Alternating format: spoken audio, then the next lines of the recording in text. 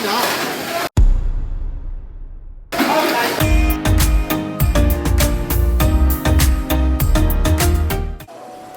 is the day after over 2 decades, we're back to competitive Tamiya Mini 4-wheel drive racing. At nandito ngayon tayo sa Brickyard Vertis North para dun sa X-Stock or BMAX na fun race for July. So nakikita nyo dito yung layout for today's race and nandun na nga sa loob yung mga racers. And makikita nyo rin yung mga racers na nagpa-practice ng runs para sa round 1. By the way, disclaimer lang, most of the time mag-voice over tayo for this video due to circumstances na may ingay yung environment and nagpapatugtog din sila ng a little bit of music. So para hindi tayo ma-copyright issue, voice over na nga natin. So let's go inside para makahanap ng pwesto.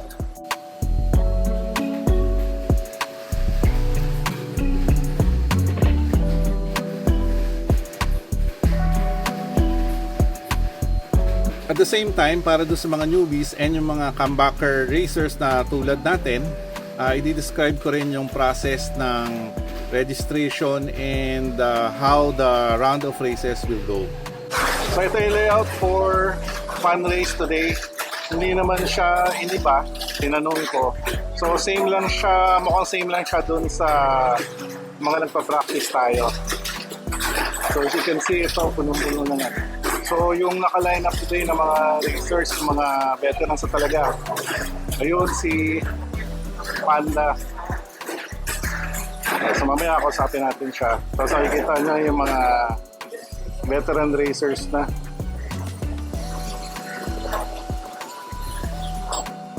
May mga nag-champion ng TMAC. So fan racing naman to. Tignan natin si Panda mag-detail. Nag-champion na car niya dun sa atik.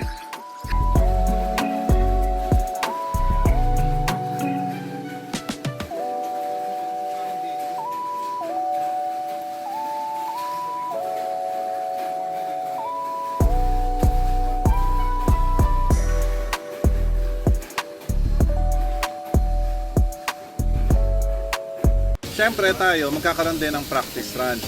So gagamitin natin yung Super 1 na Magnum Saber natin and the same setup as dun sa previous video kung saan natin tinest yung Sprint Dash motor.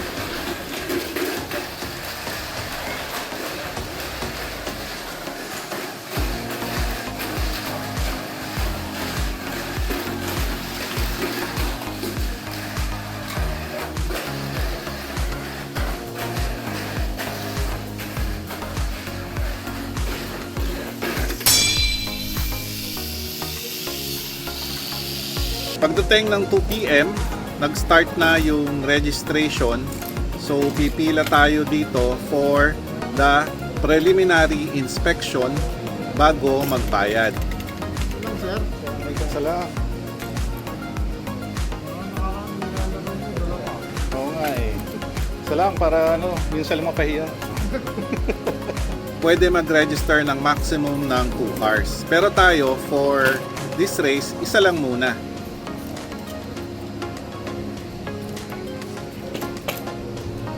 After ng inspection, pupunta na ngayon tayo dun sa payment area. Bibigay natin yung ID natin plus yung 50 pesos na registration fee.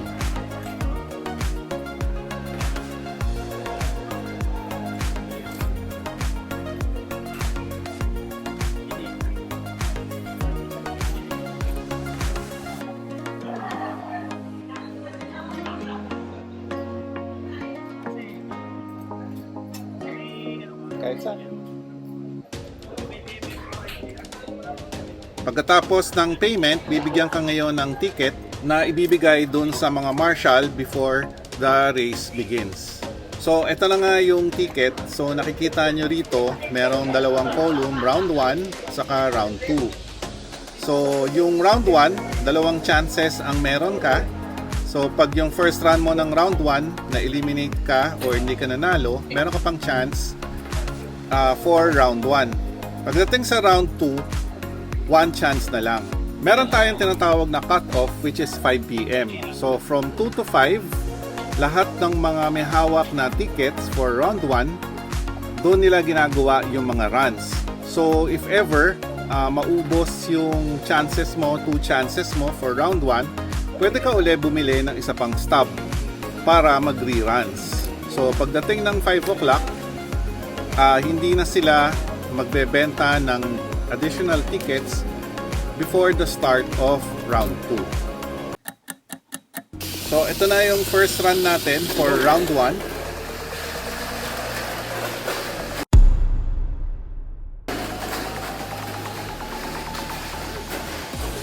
Second run natin for round 1.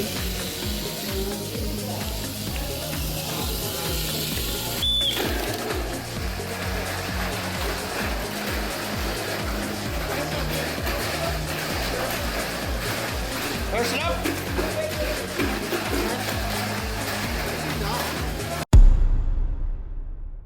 So medyo hindi umubra yung setup natin for the first round. So ngayon, bibili ulit tayo ng second ticket para sa round 1.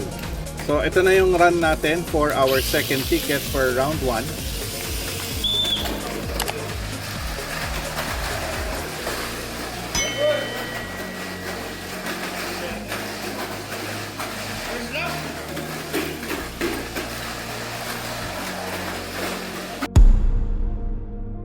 After 3 runs, mukhang hindi umubra yung ating setup na sprint dash, which nakita nyo naman kanina doon sa practice round, okay naman siya. Pero for some reason, syempre, iba talaga pag meron ka ng mga kalaban doon sa tracks, kasabayan.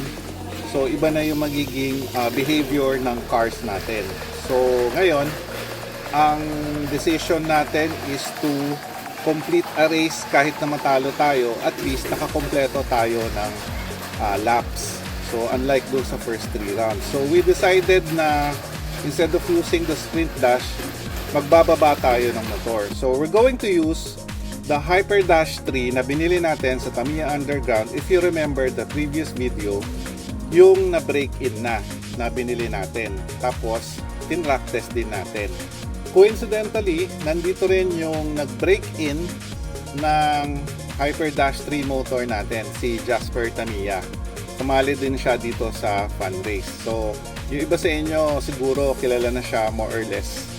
So, yun, tatry ngayon natin yung Hyper Dash 3. So, bale do or die na to. So, if ever hindi tayo mag-succeed, we're done for the day.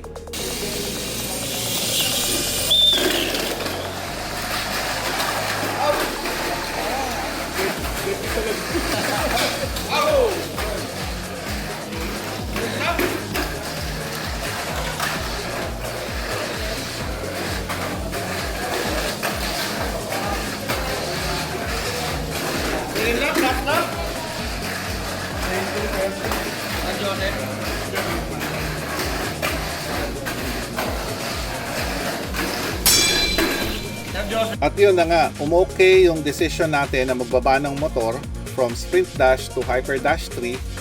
And now, pasok na tayo sa round 2.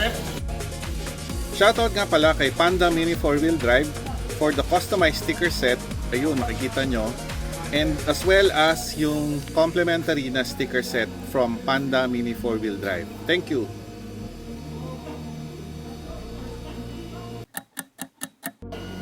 Sa round 2 naman, you get only 1 chance to win. So, kapag hindi ka winner dun sa run mo, out ka na. Sa round 2 rin, bunutan na ng lanes. So, hindi katulad ng round 1 na ina-assign ng marshal kung saan ka tatakbo. Dito ka, sir.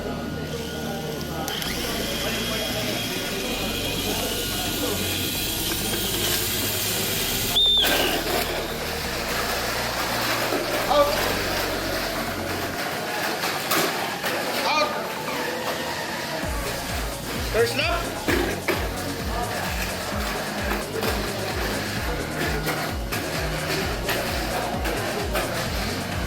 Second lap, last lap.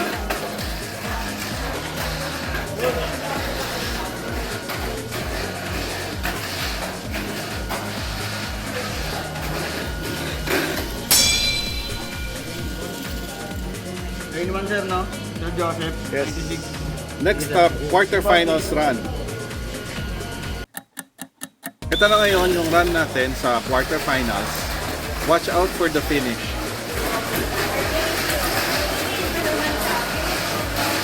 First lap.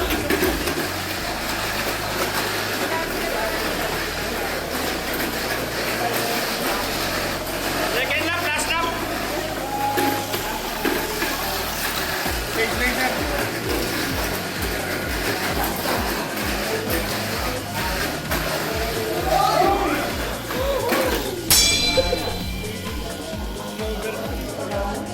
Sir Joseph, sir, no? Ikaw na yung motor, sir. Patanggal yung battery, sir.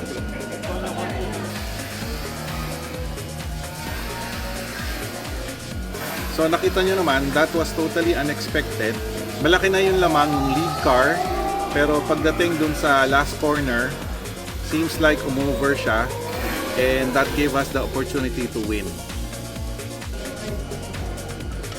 Unexpectedly, pasok na tayo sa semifinals, and at this point, naka-impound na lahat ng cars for further inspection. Nariyan po, sir. Pagbukas na. Yan. Sa akin dito. Oh, sige.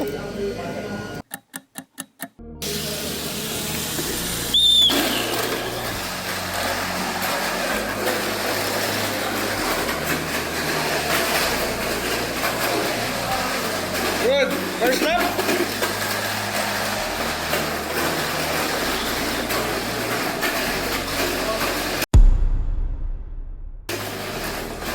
So yun na nangyari during the semis run. Seems like yung mga pinagdaanan ng car natin, napagod na lang bigla. Pero under the circumstances, given na first race natin to after a long while, happy na rin tayo sa result. Congratulations to all the podium finishers, and shout out din sa mga participants na napakabait and friendly. So yung mga newbies and yung comebacking racers, huwag kayong mag-alala dahil malaki ang maitutulong sa inyo ng mga racers ngayon. Kung napanood nyo to hanggang dulo, pakiclick na lang yung thumbs up button and pasabay na rin ang subscribe. As always, thank you for watching and see you on the next race.